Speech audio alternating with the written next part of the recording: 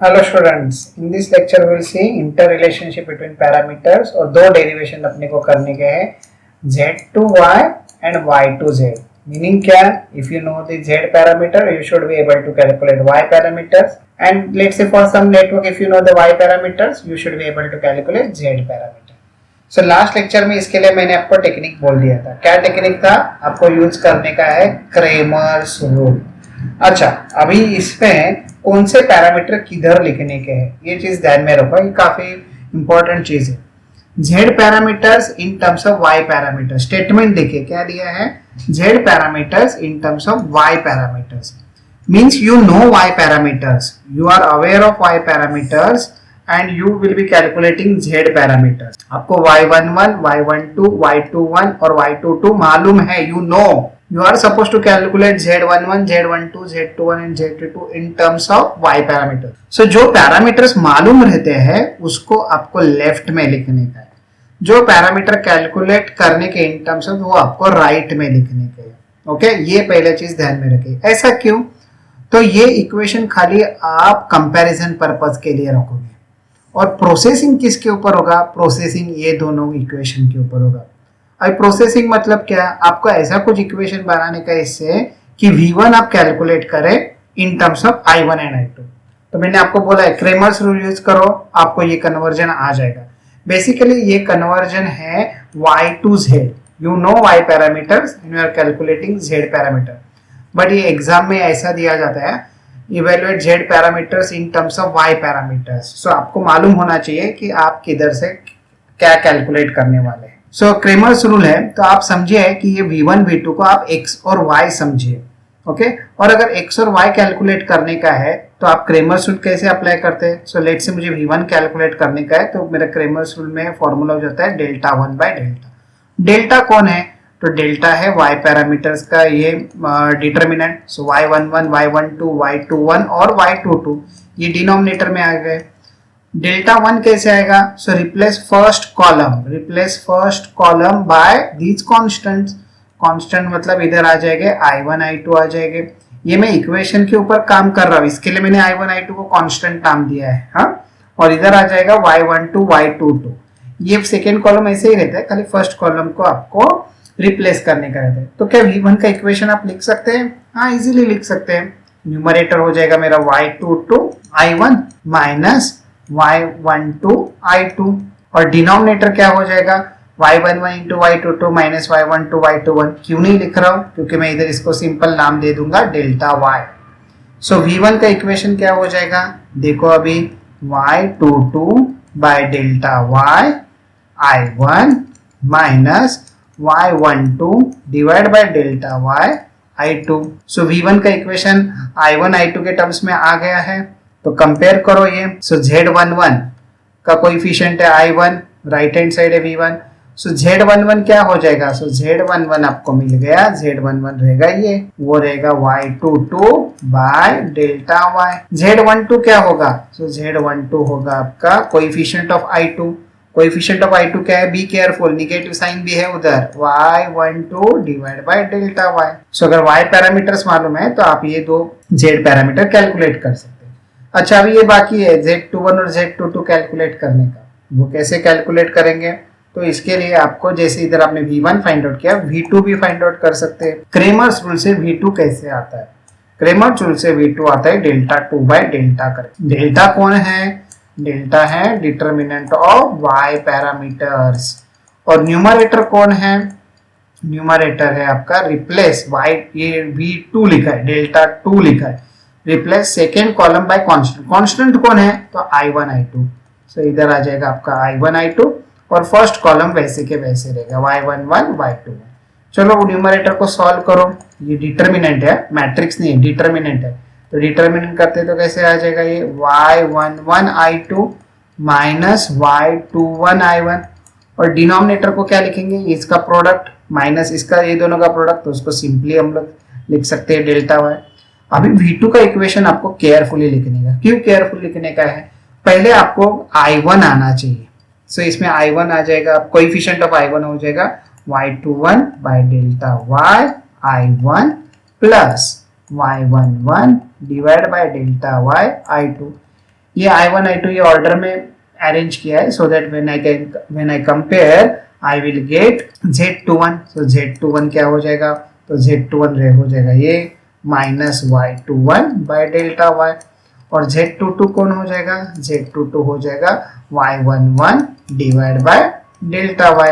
सो क्या ये आप एक मैट्रिक्स फॉर्म में लिख सकते हैं, हाँ मैट्रिक्स फॉर्म में लिख सकते हैं। और इससे इन्फरेंस क्या आता है, तो ये देखिए अगर आप इसको मैट्रिक्स फॉर्म में लिख रहे हैं तो इधर मैं लेफ्ट हैंड साइड पे लिखूंगा, इधर Z11 Z12 Z21 और Z22, और Z11 का वैल्यू क्या आ गया है, Z11 का वैल्यू आया था Y22 by delta Y। Z12 का क्या आया value, minus Y12 divide by delta Y।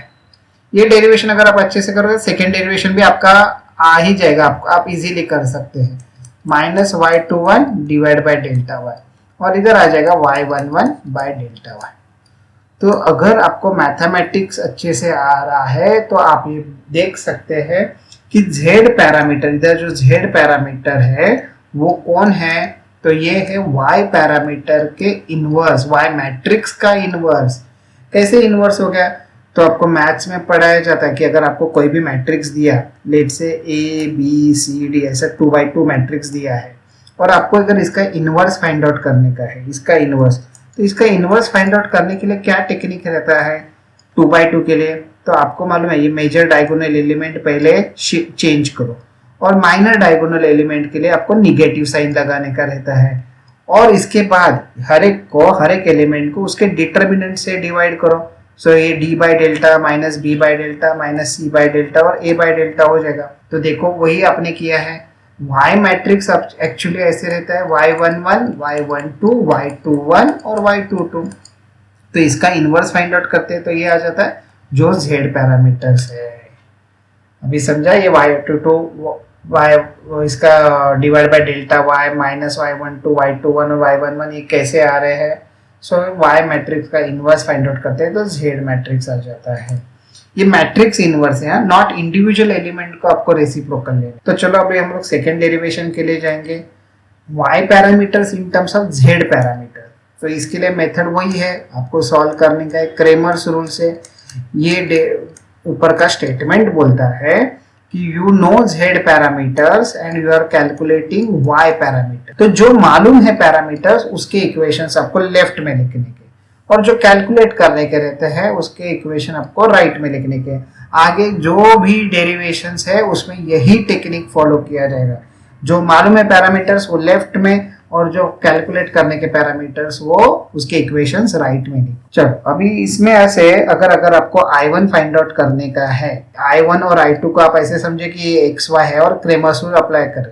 So I1 का फॉर्मूला हो जाता है delta 1 by delta Cramer's rule से। डेल्टा कौन है, सो डेल्टा है Z11 Z12 Z21 और Z22। ये क्यों इधर लिखे आ रहे, ये मालूम है रे आपको, Z पैरामीटर्स मालूम है, so you write down there. Delta 1 numerator में क्या आ जाएगा, तो V1 V2 इधर आ जाएगा, replace first column by the constant.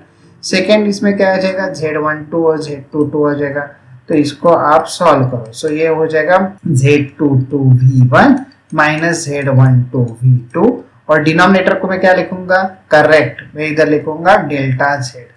So I1 का इक्वेशन क्या हो गया, Z22 बाय डेल्टा Z, ये मैं जस्ट स्प्लिट कर दे रहा हूँ, V1 minus Z12 divide by delta Z V2। क्या इसके साथ आप कंपेयर कर सकते हैं, इक्वेशन के साथ कंपेयर कर सकते हैं, वही फॉर्मेट में है। तो आपको Y11 मिल गया, Y11 क्या मिला आपको, Z22 बाय डेल्टा Z, और Y12 क्या मिला आपको, minus Z12 divide by delta Z। ये पॉइंट टू पॉइंट कंपैरिजन किया है मैंने, इधर निगेटिव साइन आना चाहिए। हाँ चलो Y11 और Y12 आपने फाइंड आउट कर लिए, ये I1 की इक्वेशन से किया। अभी कौन करना पड़ेगा आपको, कौन सा इक्वेशन करना पड़ेगा, हाँ अभी आपको I2 का इक्वेशन लिखना पड़ेगा। सो I2 का इक्वेशन होता है डेल्टा 2 बाय डेल्टा। डेल्टा 2 कौन है, डेल्टा 2 मतलब replace second column by constant. So second column में इधर आ जाएगा V1 V2, और फर्स्ट कॉलम में आ जाएगा Z11 Z21, और डिनोमिनेटर कौन रहेगा, वही अपने सब Z parameter Z11 Z12 Z21 Z22। अभी इसको सॉल्व करेंगे डिटर्मिनेंट को, तो न्यूमरेटर में आएगा Z11 V2 minus Z21 V1 divide by delta Z। इधर थोड़ा केयरफुल रहने का, पहले अपने को V1 आना चाहिए, तो I2 का इक्वेशन में लिख रहा हूँ और उसमें मैं कोएफिशिएंट ऑफ V1 पहले लिख रहा हूँ, तो इधर वो लिख दिया प्लस इधर आ जाएगा Z11 बाय डेल्टा Z और इधर आ जाएगा आपका V2। चलो पॉइंट टू पॉइंट कंपैरिजन करने का है। सो Y21 क्या होगा, ये हो जाएगा Y21। चलो Y21 को लिख दिया माइनस ये Z21, हाँ Z21 है इधर, सो ये हो जाएगा Z2 minus Z21 divide by delta Z। और Y22 कौन हो जाएगा, Y22 हो जाएगा Z11 बाय डेल्टा Z। वही सेम फॉर्मेट में अगर आप Y मैट्रिक्स लिख रहे हैं in terms of Z matrix, so ये आपको लिखना पड़ेगा कि इधर पहले आ जाएगा Z22 बाय डेल्टा Z, इधर आ जाएगा minus Z12 bye delta Z, इधर आ जाएगा minus Z21 bye delta Z और इधर आ जाएगा आपका Z11 बाय डेल्टा Z। सो ये Y मैट्रिक्स कैसे फाइंड कर सकते हैं, Z मैट्रिक्स का इनवर्स। ओके, ये मैट्रिक्स इनवर्स है, नॉट इंडिविजुअल एलिमेंट इनवर्स। मतलब कल आप ऐसे नहीं कर सकते कि अगर आपको Z मैट्रिक्स दिया है लेट से 3 4 5 6 और बोला है आपको Y मैट्रिक्स फाइंड आउट करो, तो ये ऐसा नहीं 1/3 1/4 1/5 1/6 नहीं होता है, ये ऐसा नहीं होता है। आपको ये मैट्रिक्स का इनवर्स फाइंड आउट करने का है। हाँ, सो वो न्यूमेरिकल्स आगे के लेक्चर्स में हम लोग कवर करेंगे, बट टाइम बिंग ये ध्यान में रखिए ये मैट्रिक्स इनवर्स है। So we completed 2 conversions, one is y to z and another one is z to y। और बाकी जो 10 कन्वर्जन है वो एक ही टाइप के हैं, वो कैसे करने के देखते हैं आगे के लेक्चर में। Thank you.